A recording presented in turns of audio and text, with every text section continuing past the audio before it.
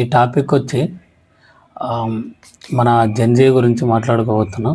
Gen Z పిల్లలు ఎంత పట్టుదలవారో మనం జంతర్ మంతర్లో నీట్ ఎగ్జామ్స్లో ఎడ్యుకేషనల్ మినిస్టరు రిజైన్ అయ్యేంత వరకు వాళ్ళ పోరాట పటిమ చూస్తేనే అర్థమవుతుంది.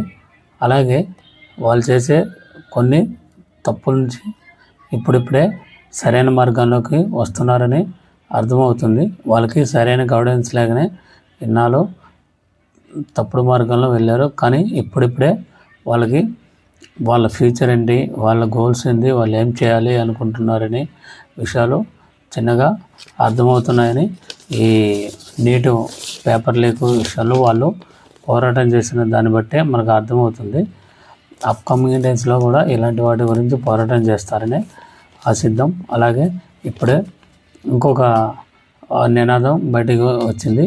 అదే రిజర్వేషన్ల మీద. రిజర్వేషన్ హటావో మూమెంట్ అని ఒక ఇన్స్టాగ్రామ్లో ఒక మూమెంట్ వచ్చింది. అది స్టార్ట్ చేసిన అతి కొంతకాలంలోనే ఇప్పుడు 2 మిలియన్ సబ్స్క్రైబర్స్ దాకా వచ్చారు. వీళ్ళ మెయిన్ ఉద్దేశం ప్రజలందరికీ ఈక్వల్ ఎడ్యుకేషన్లో, ముఖ్యంగా కాంపిటేటివ్ ఎగ్జామ్స్లో ఈక్వల్ రైట్స్ ఉండాలి, ఈక్వల్ మార్కులకి ప్రాధాన్యత ఇవ్వాలి, రిజర్వేషన్లు ఉండకూడదని. కానీ దీనివల్ల కొన్ని భిన్నాభిప్రాయాలు ఉన్నాయి. కొన్ని కాస్ట్లకి చాలా కాలం నుండి వాళ్ళకి ఎంతో వివక్షకి గురయ్యి వాళ్ళు సాధించుకున్న హక్కులు, వాటిని మనం తప్పుపట్టడానికి లేదు. అలాగే మరి నా ఉద్దేశం ప్రకారం మరి మార్జిన్ ఎక్కువ ఉండడం వల్ల కొంతమందికి 95 వచ్చినా రావట్లేదు, కొంతమందికి 78 వచ్చినా కూడా వస్తున్నాయి. ఇదే మెయిన్ ప్రధాన కారణం. ఇప్పుడు 10 సంవత్సరాల క్రితం రాసిన రాజ్యాంగం నుంచి ఇప్పుడు కొన్ని మోడిఫై చేయాల్సిన ఉంది. ఈ రాహుల్ గాంధీ వాళ్ళ ఓట్ల కోసం ఇప్పుడున్న 50% కూడా ఇంకా పెంచుతానని చేయటం వల్ల ఈ హఠావో ఉద్యమం ఇంకా తీవ్రతరమైంది. అలాగే చాలామంది జనరల్ కేటగిరీ వ్యక్తులు దీనికి మద్దతుగా ఉన్నారు. కానీ మిగతా క్యాస్ట్ వాళ్ళు ఎక్కువ ఉండటం వల్ల ఏ గవర్నమెంట్ కూడా దీని మీద బిల్ పాస్ చేసే అవకాశం లేదు. కానీ రిజర్వేషన్ ఉండాలి.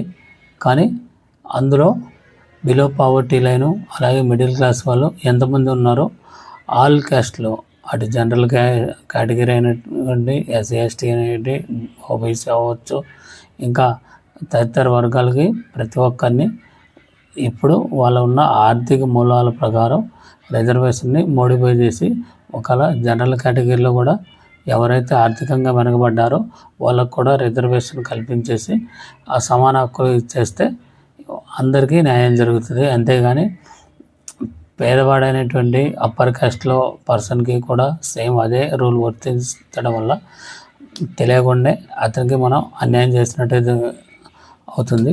క్యాస్ట్ రిజర్వేషన్ను తీసేయమని ఉద్దేశం అది కాదు. కానీ అందరికీ సమాన హక్కులు కల్పించాలనేది నా నిదానం. అతి త్వరలోనే ఈ ఉద్యమం కూడా ఎక్కువైవి ఇందులో కూడా జెన్జీ విజయం సాధిస్తుందని అనుకుంటున్నాను. కానీ జెన్జీ ఎంచుకున్న విధానం నచ్చలేదని నేను ప్రీవియస్ వీడియోలో చెప్పాను.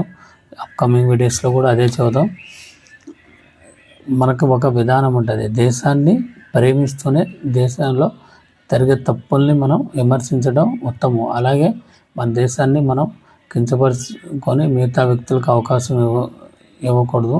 కొంతమంది యూట్యూబర్స్, సోషల్ ఇన్ఫ్లుయెన్సర్స్ కొంతమంది ఫేక్ ప్రాపగాండా చేస్తూ ఇతర దేశాల నుంచి సొమ్ము తీసుకొని మనని ఎప్పుడెప్పుడు అణిచివేద్దామని ఆలోచిస్తూనే ఉంటారు. ఇది గత కొంతకాలం కొన్ని సంవత్సరాల నుంచి జరుగుతుంది, ముందు కూడా జరుగుతుంది.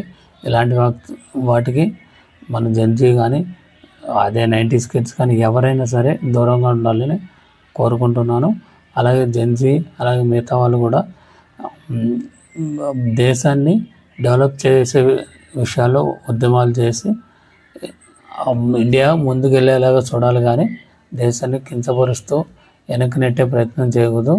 మనకి ఏ పార్టీ అయినా పర్లేదు, అందరూ మనకు కావాల్సిన రైట్స్ని సాధించుకుంటూ మనం అన్నదమ్ములుగా కలిసి ఉంటామని కోరుకుంటూ సెలవు తీసుకుంటున్నాను. జై హింద్, జై భారత్.